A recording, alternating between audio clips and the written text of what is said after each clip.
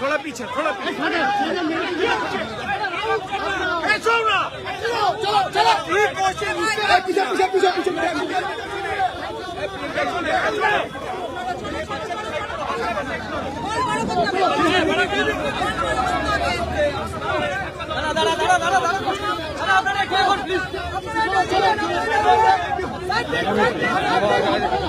আমাকে গার্ড রাখো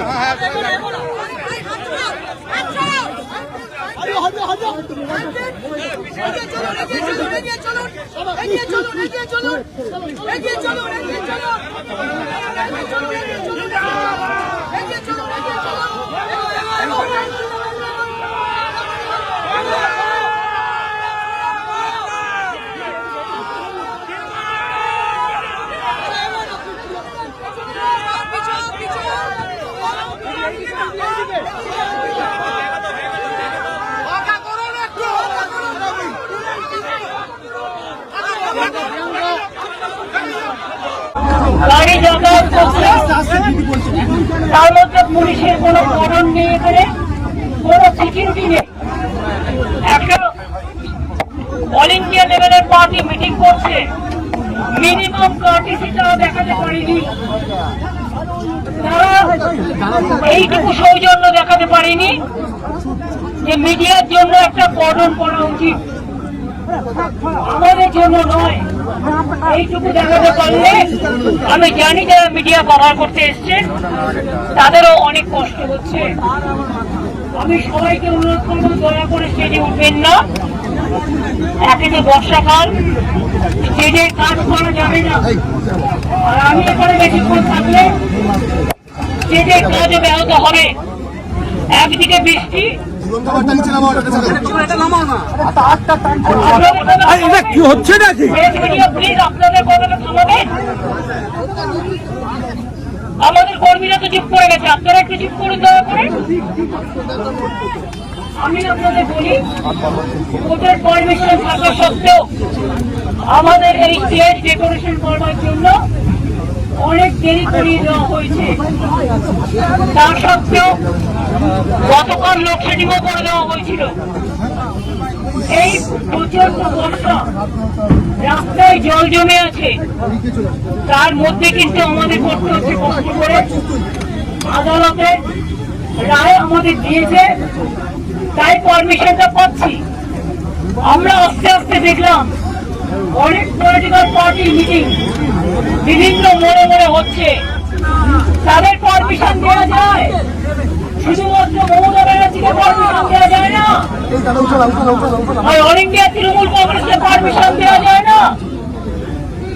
এটা কোন ধরনের রাজনীতি?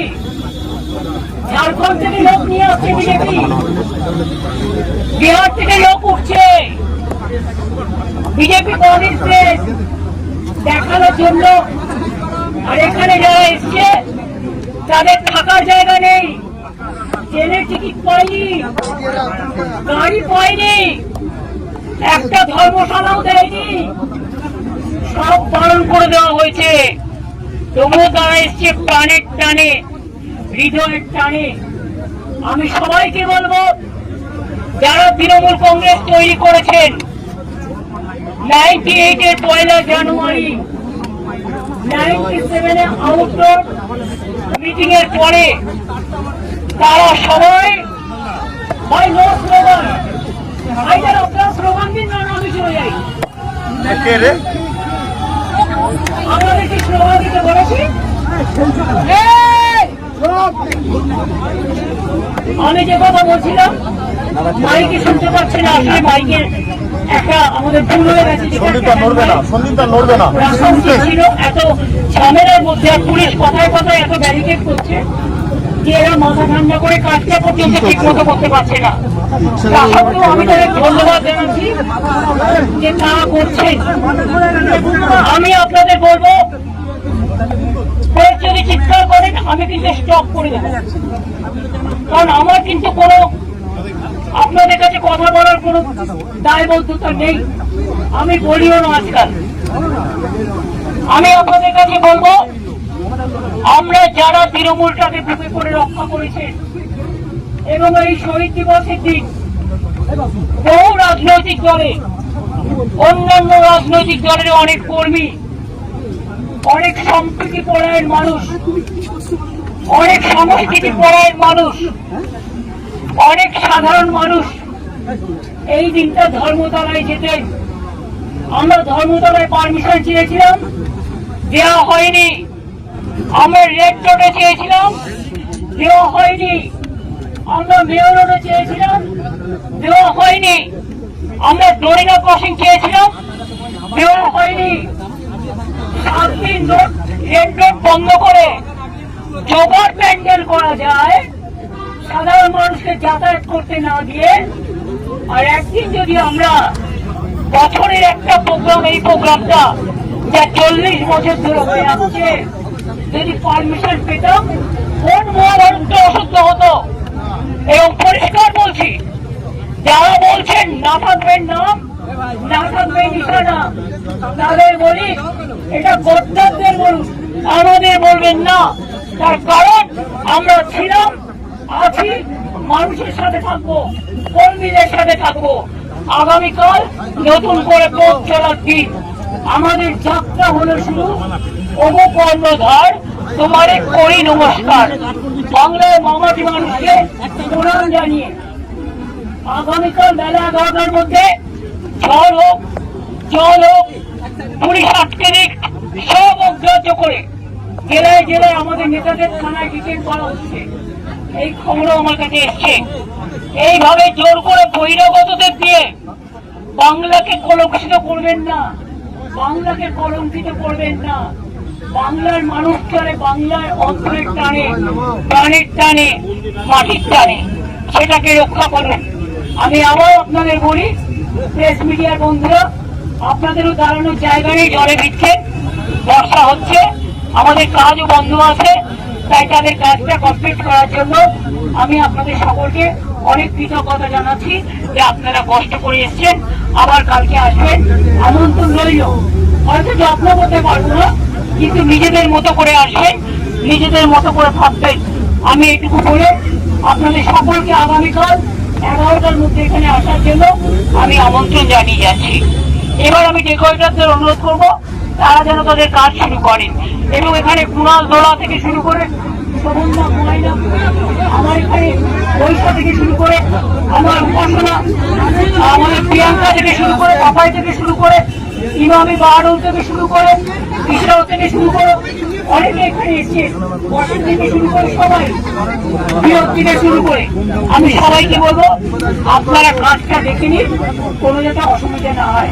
আর প্রেস মিডিয়াকে বলবো রাত্রে যাতে এরা কোনো চক্রান্ত করতে না পারে, দয়া করে নজর রাখুন। ভালো থাকবেন, সুস্থ থাকবেন। আপনারা এতক্ষণ কষ্ট করে দাঁড়িয়েছেন, বিশেষ করে মহিলারা অনেক ধাক্কাও খেয়েছেন, কারণ ছেলেরা লম্বা থাকে, মেয়েদের হাইট ওদের তুলনায় কখনো কখনো একটু শর্ট হয়, তবে আমার মেয়েদের হাইটও ভালো হয়। কিন্তু আমি দেখেছি আপনারা অনেক ধাক্কা খেয়েছেন পেছনের ঘুমে, তা সত্ত্বেও আপনারা অপেক্ষা করেছেন, আপনাদের অনেক ধন্যবাদ, অনেক কৃতজ্ঞতা। ভালো থাকবেন, আগামীকাল আবার দেখা হবে।